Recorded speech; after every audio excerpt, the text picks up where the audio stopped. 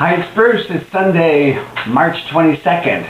Bill and I saw 4 shows in the last 7 days, so it's a lot to talk about in such little time. I'm going to get right to it. First, I'll mention the show we loved the most, Hair. As you saw, I just showed you the Hair program, and the picture following that was me, yours truly, in 1969. Yes, that headband is real. That's what you wore back then. And I was sitting on the edge of a loch in Scotland, summer of freedom. So I'm really a Hair groupie. I saw the original on Broadway. It's a signpost in my life, Hair. So I really love it, except I have come to the conclusion that it's so hard to do, to recreate exactly what people were feeling back then when I wore the headband and had, you know, a full beard. And you know, it's hard to do that hippie thing and have people understand what it was. Well, this version of Hair gets it.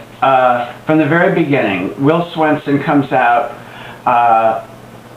brilliantly. I love Aquarius. I love the opening. I love the feedback with the audience. We had great seats in the mezzanine, second row. Mezzanine, the actors come through the mezzanine, they come through the theater. It's very interactual, but you basically get that feeling of what it was like. There was a woman on the aisle next to me crying during the Aquarius number because there were so many people who came to this where Hair, the score, the story meant something. And this evoked it. So, big thumbs up for this version of Hair. Everyone is strong in it. Gavin Creel, Will Swenson, Cassie Levy, or Levy, I assume, was a very strong singing Sheila. The women's parts aren't, hey, none of the characters' parts are written that deep, but the women's parts, I think, have less depth because it's the men's musical here, basically. But Cassie was great. My favorite woman was Casey Chic as Jeannie. She sings the Air song, and she had that quirkiness in her voice, and she was the character that I liked the most of the women.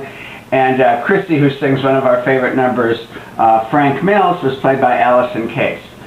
So this production was directed by Diane Paulus, who did it in the park this summer. And congratulations, Diane. You took it and you put it in a theater and you made it feel free and open. And people were standing at the end. Immediately, the entire audience stood and danced for, I don't know, 10 minutes. About 200 some people go up on stage from the audience to dance. People are dancing. People didn't want to leave the theater. Highly recommend this version of Hair.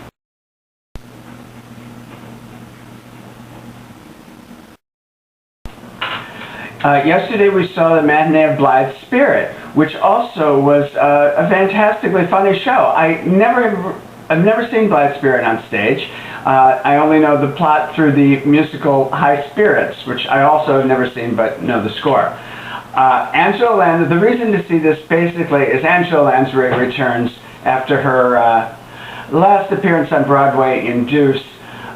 She got her Tony nomination, but here Angela's in full force, and she's just brilliant. Also, the New York stage debut, I believe, of Rupert Everett is wonderful. He comes out, he's so sexy and suave and smooth, and he's so funny. Christine Ebersole, she was ethereal. We went with 2 of our friends from England.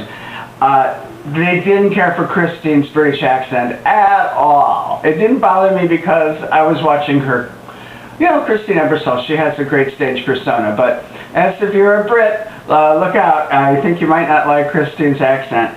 Jane Atkinson, however, they had to look to see if she was English or not because they thought her English accent was spot on. The direction by Michael Blakemore makes the play move fast and funny.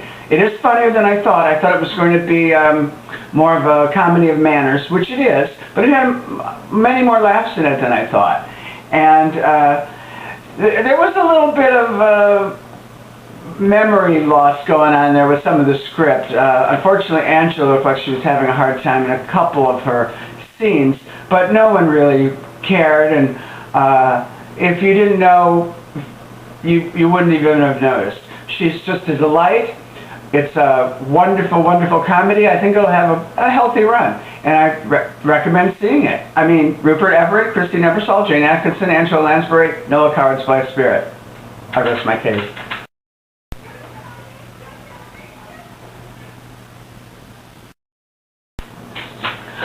Last Sunday, me and 3 other people went to see Happiness, the new Susan Stroman director and choreographed musical at the Mitzi Newhouse at Lincoln Center. And 3 of us really enjoyed it, and 1 of us didn't. I kind of really enjoyed it. It's original. It has a book by John Weidman. I don't want to give anything away. Basically, it's a bunch of people wind up on a subway, and they each have a story to tell. Some of the stories worked really well. The first 2 brought tears to my eyes. Some of the other ones weren't quite as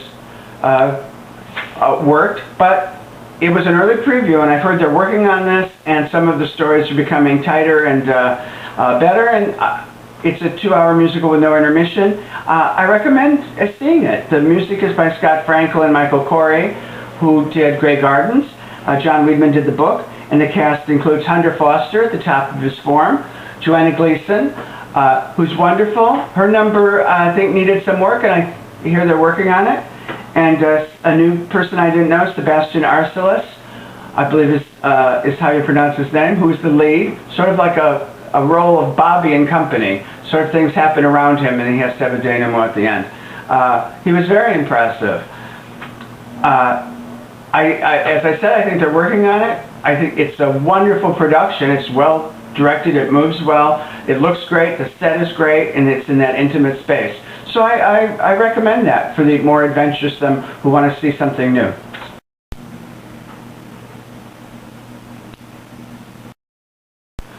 And last but not least, Friday we went to see like the 3rd preview of Toxic Avenger. So I really don't want to review it, except to say that I had fun.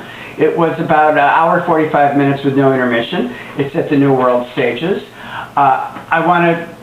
If you haven't seen Toxic Avenger, it's sort of a grade B horror movie with humor, sort of like Little Shop of Horrors. But this musical is sort of a combination of a Little Shop, a Urinetown, and a Bat Boy. And funny, John Rando directed it, who directed Urinetown and Bat Boy. And Bat Boy's one of my favorite off-Broadway musicals ever. This isn't quite as good as Bat Boy yet, I don't know, but there's a lot of funny things in it. The cast, however, and the humor in the show is a reason to go and give it. So let me just tell you all who's in it, because they were wonderful.